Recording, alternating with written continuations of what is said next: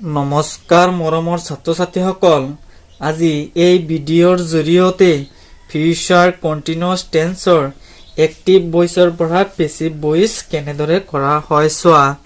Future continuous টেন্সৰ এক্টিভৰ পৰা passive voice কৰোঁতে প্ৰথমতে এক্টিভ ভইচৰ আৰু পেছিভ ভইচৰ ষ্ট্ৰাকচাৰ দুটা মনত ৰাখিব লাগিব।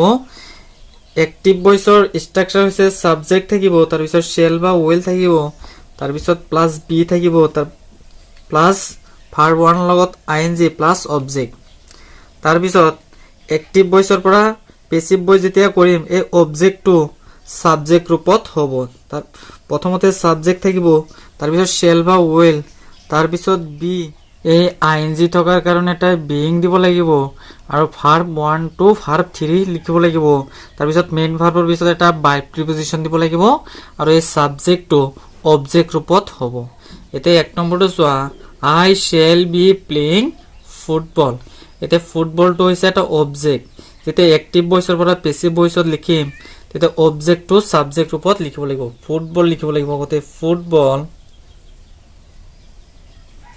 তাৰপিছত উইল বি, উইল লিখিব লাগিব, তাৰপিছত এটা বি দিব লাগিব, আৰু আইএনজি থকাৰ কাৰণে এটা বিইং লিখিব লাগিব। এই আইএনজি থকাৰ কাৰণে বিইং,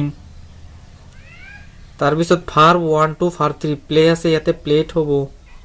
তাৰপিছত মেইন ভাৰ্বৰ পিছত এটা বাই প্ৰিপজিশন দিব লাগিব,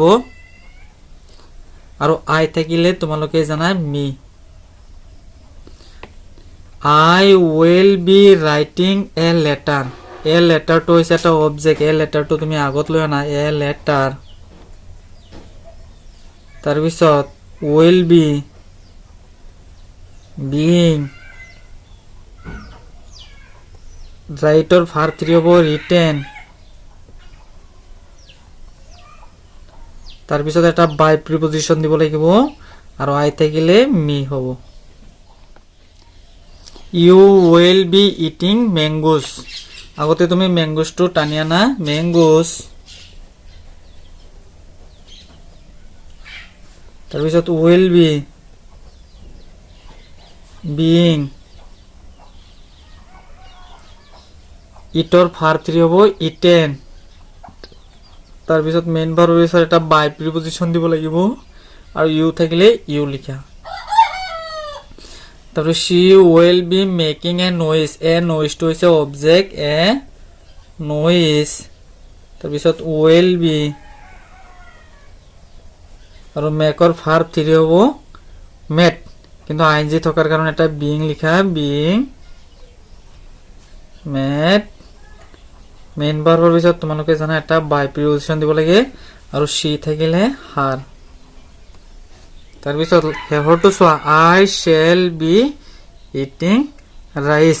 এইটো তোমালোকে লিখিবা, কমেন্ট কৰিবা, এইটো আনসাৰটো কমেন্ট কৰিবা।